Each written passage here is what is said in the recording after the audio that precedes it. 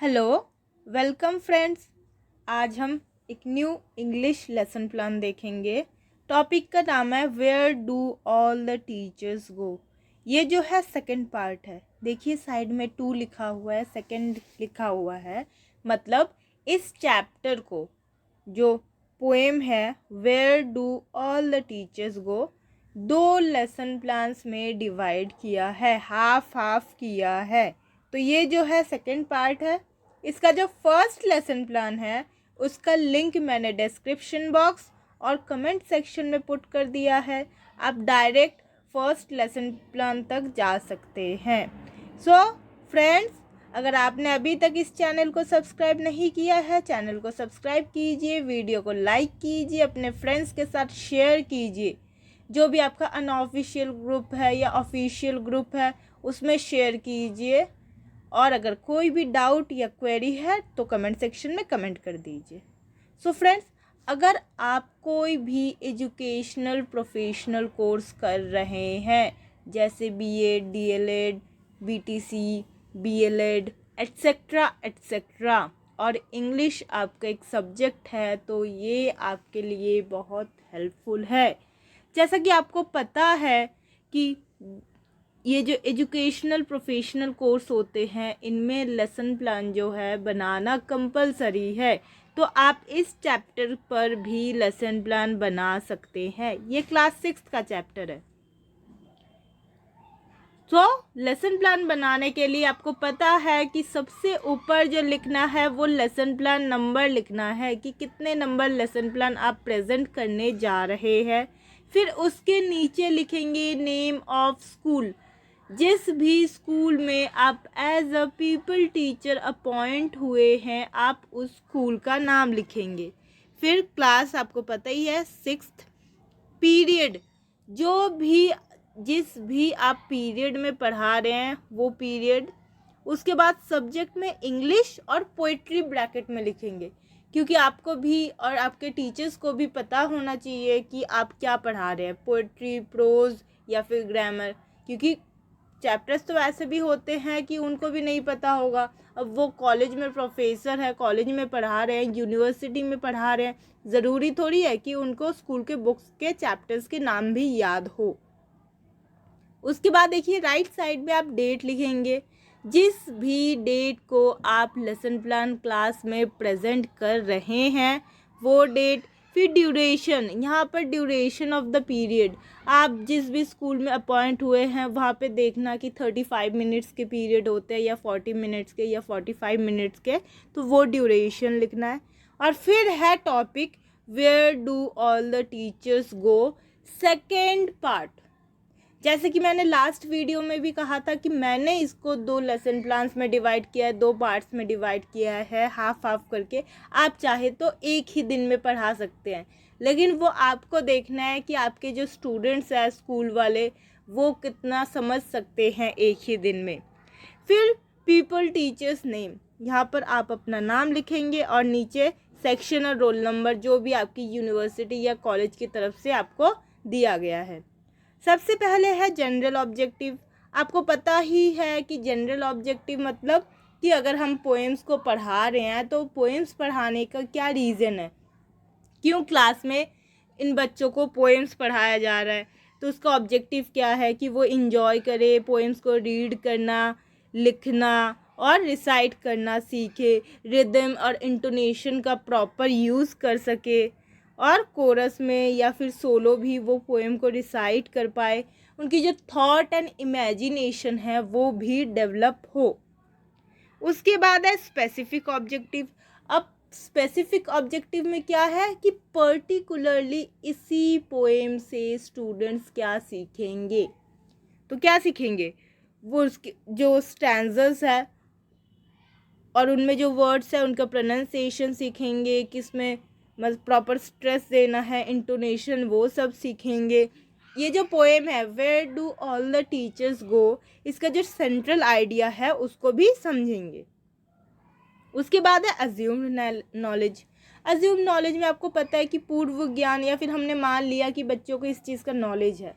और अगर मैंने 2 पार्ट्स में इस पोएम को डिवाइड किया तो मैं ये मान लूँगी कि पहले जो पढ़ाया गया है, लास्ट क्लास में जो प्रीवियस पार्ट पोएम का पढ़ाया गया है, उस चीज़ का नॉलेज उनको है।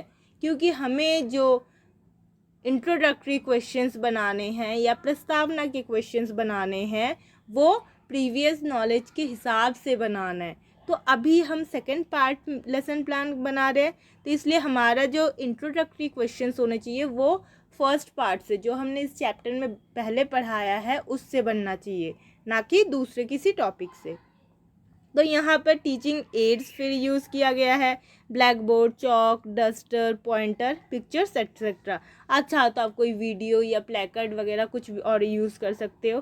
फिर है इंट्रोडक्टरी क्वेश्चंस। अब यहाँ पे जो है आपने शुरू के जो स्टैंजेस पढ़ाए थे वहाँ से क्वेश्चंस लेंगे और फिर आपका एक हो जाएगा प्रॉब्लमेटिक क्वेश्चन, जो आपने बाकी के जो पोर्शन बचा हुआ है उन्हीं में से आप प्रॉब्लमेटिक क्वेश्चन एक लाएंगे। फिर उसके बाद है स्टेटमेंट ऑफ एम। यहाँ पर आप फिर डिक्लेयर करेंगे कि जो रेस्ट पार्ट है वो हम आज पढ़ने जा रहे हैं।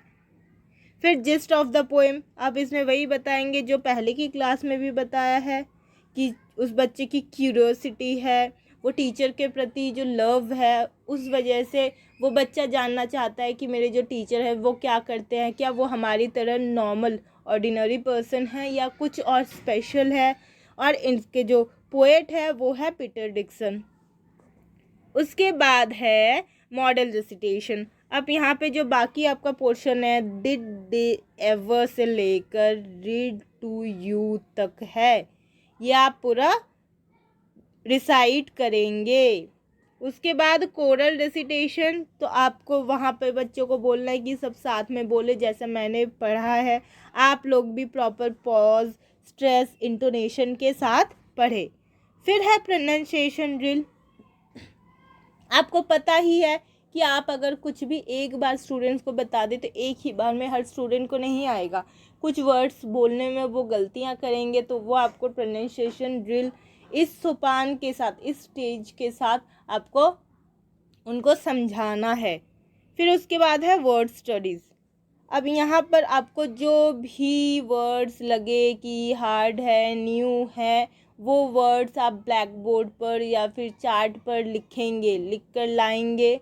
और फिर बच्चों से ही, मतलब उन स्टूडेंट्स से ही आप मीनिंग निकलवाओगे अलग अलग मेथड्स के थ्रू, सेंटेंस, सिनोनिम्स, एंटोनिम्स, या कोई पिक्चर दिखाकर। आपको पता ही है कि आप डायरेक्ट कुछ बता देंगे तो ज़रूरी नहीं है हर स्टूडेंट को याद रहे, लेकिन अगर आप मीनिंग उन्हीं से निकलवाते हैं गेम्स के थ्रू या क्वेश्चन आंसर के थ्रू, मतलब पूछते हुए क्वेश्चन आंसर मेथड से, तो फिर वो उनको याद रह जाएगा। क्योंकि हमने अगर क्लास में काफ़ी कुछ डिस्कस किया है तो वो डिस्कशंस स्टूडेंट्स को याद रह जाते हैं। सो फ्रेंड्स, आई होप आप लोगों को इतना क्लियर है।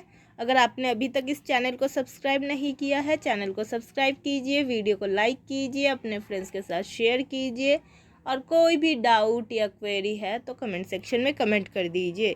इसका जो फर्स्ट पार्ट है, इस चैप्टर का जो लेसन प्लान फर्स्ट है, उसका लिंक मैंने डिस्क्रिप्शन बॉक्स और कमेंट सेक्शन में पुट कर दिया है। आप डायरेक्ट वहाँ तक पहुँच सकते हैं, उसको देखिए, अच्छे से समझिए, उसको कीजिए, फिर इसको कीजिए। उसके बाद है कंटेंट एक्सप्लेनेशन। अब यहाँ पर आपको एक्सप्लेन करना है कि आज जो हमने सब कुछ पढ़ा है यहाँ पर एक्सप्लेन कर लेंगे। उसके बाद है साइलेंट रीडिंग। अब यहाँ पर आप स्टूडेंट्स को इंस्ट्रक्ट करेंगे कि वो साइलेंटली इस पोएम को रीड करें, ताकि उनमें ये साइलेंट रीडिंग की जो कौशल है वो भी डेवलप हो। फिर है कॉम्प्रिहेंशन क्वेश्चंस। अब यहाँ पर आप कुछ क्वेश्चंस पूछेंगे, वो आपकी मर्ज़ी है कि चैप्टर से रिलेटेड किस टाइप के क्वेश्चन पूछना चाहते हैं, लेकिन आपको एक दो क्वेश्चन ऐसा भी पूछना है जिससे कि वो थोड़ा सोचे, इमेजिन करे कि क्या क्या हो सकता है। हर क्वेश्चन आप डायरेक्ट आंसर वाले नहीं पूछेंगे, थोड़ा इमेजिनेशन वाले। जैसे इसमें देख लीजिए, what are the things normal people do that the poet talks about, कि कौन कौन सी चीज़ें हैं। यहाँ पर पूरे बता तो दिया, लेकिन वो भी थोड़ा देखकर बताएंगे कि हाँ ये नॉर्मल चीज़ें हैं जो पोएट कहना चाह रहे हैं कि हाँ हम लोग करते हैं, हम जो ऑर्डिनरी पीपल है वो करते हैं। तो वो थोड़ा बुक से, वही पोएम से सर्च कर करके निकालेंगे, ऐसे भी। फिर है रिसाइटेशन ऑफ द पोएम। अब यहाँ पे जो है आप जो है इंस्ट्रक्ट करेंगे स्टूडेंट्स को फिर से रिसाइट करने के लिए। अब आप चाहे तो पूरे पोएम को रिसाइट करा सकते हैं स्टूडेंट से। फिर है रिकैप्चुलेशन। रिकैप्चुलेशन में फिर अब आप दोबारा से मतलब जो शुरू से आप जो पोएम है मतलब लास्ट क्लास में जो आपने पढ़ाया था शुरू के स्टैंजर्स और आज जो लास्ट के स्टैंजर्स पढ़ाए हैं दोनों को साथ में एक्सप्लेन करेंगे कि इस पोएम में स्टूडेंट्स हम लोगों ने ये सब कुछ पढ़ा है। फिर लास्ट जो हमारा स्टेप है वो है होम असाइनमेंट। आपको पता ही है मैं बार बार बोलती हूँ कि होम असाइनमेंट जो देना है आपको डायरेक्ट सिर्फ कॉमन प्रॉपर वो वाले एक्सरसाइज नहीं देने हैं कि गाइड से या किसी से बस ऐसे ही छाप लो, मतलब बहुत बोरिंग हो जाता है डेली डेली घर जाके ये लिखना है वगैरह। तो आपको ऐसा कुछ देना है कि स्टूडेंट्स भी थोड़ा इन्जॉय करे, थोड़ा इधर उधर से सर्च करे, पूछे।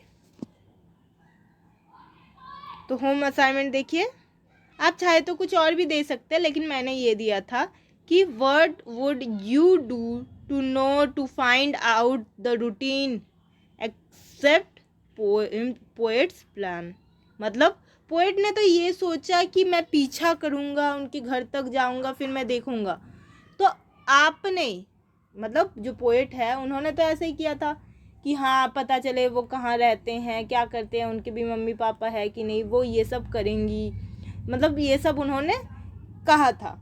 लेकिन इसके अलावा एक्सेप्ट पोएट्स प्लान, इसके अलावा आप ये सोचिए कि आप ये सब जानने के लिए आप और कौन कौन से तरीके अपनाएंगे जिससे आपको पता चले।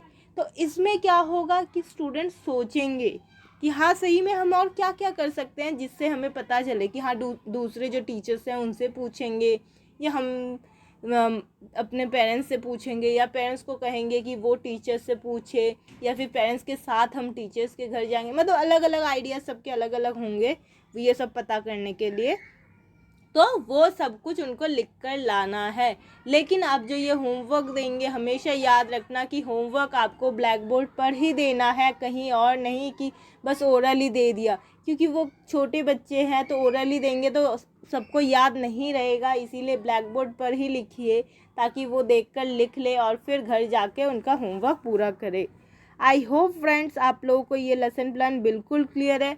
फिर भी अगर कोई डाउट या क्वेरी है तो कमेंट सेक्शन में पुट कर दीजिए, वीडियो को लाइक कीजिए, अपने फ्रेंड्स के साथ शेयर कीजिए।